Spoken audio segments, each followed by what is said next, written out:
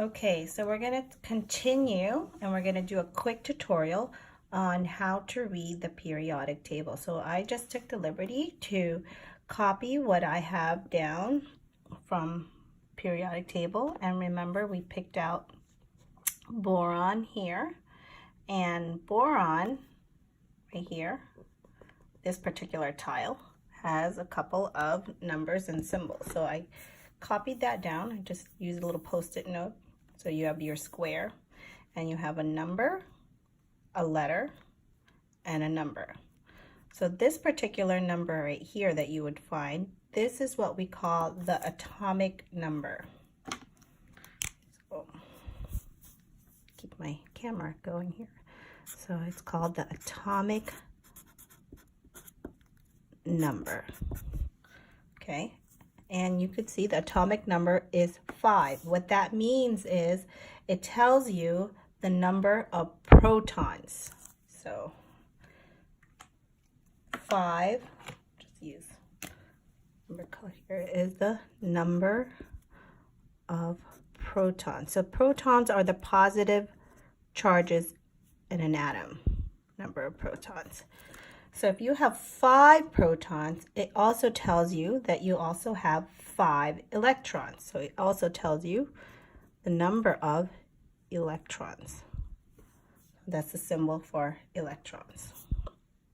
We can just write it out, electrons. Okay, and protons are usually positively charged. Electrons are negatively charged. And then you have your letter here, and that is usually called the atomic symbol. So I'm going to put atomic symbol. And the atomic symbol for boron is B.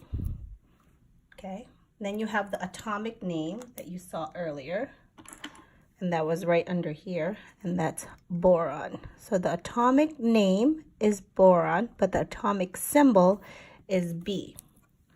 So that's different for different elements, because not necessarily, for example, we have iron over here, and the atomic symbol is Fe for ferrous.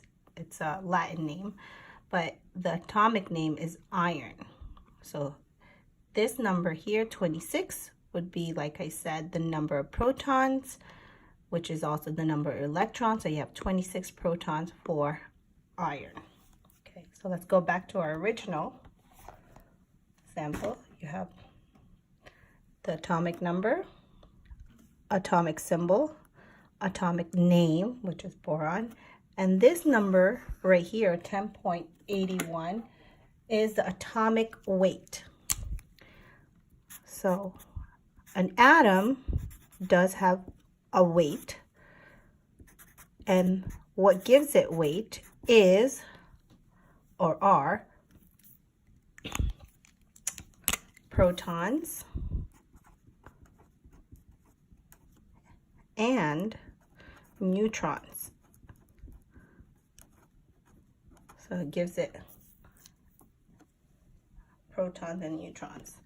So what we're going to do today is we're also going to show a diagram, or how we would represent this using a Bohr's model. So if you were to diagram this particular element, boron, with 5 protons, 5 electrons, with atomic weight of protons and neutrons, how will you draw this using a diagram? So I just made my little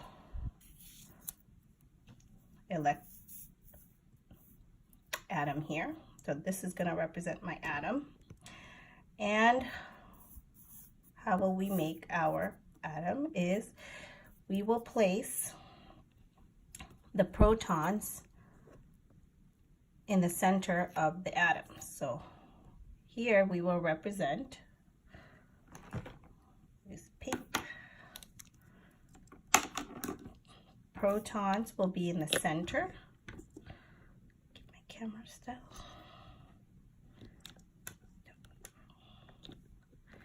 And the protons will be positive. So you have 5 plus, and that will be found in the center of your atom.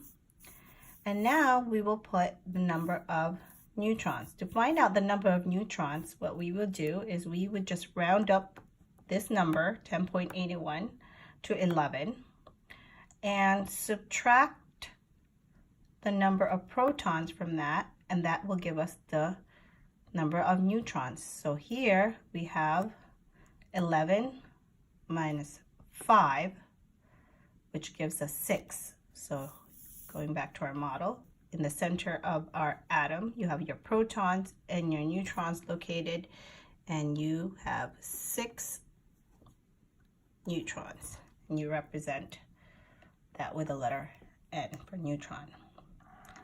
Now, here around it are your orbitals or shells. So you have first layer and the second layer of shell. So the first layer, there's a rule, you're only allowed to put 2 electrons. So first layer will store 2 electrons. This is the octet rule. And we can use my marker here. So you have 2, this is just a cloud of electrons floating around this orbital cloud. Okay, those are your electrons. And you can place them anywhere because they're kind of just circling around the atom. The second layer, or the valence shell, we call it, you are allowed to store up to 6. But here we only have 5 electrons. So following the octet rule, we have 3 electrons to still place. So you can place it here, 1, place it here, 2, and 3. And now you have 1, 2, 3, 4, 5 electrons. And that is how you read the periodic table. Hope that's helpful to you. Okay, that's what we have. Hope. Thank you.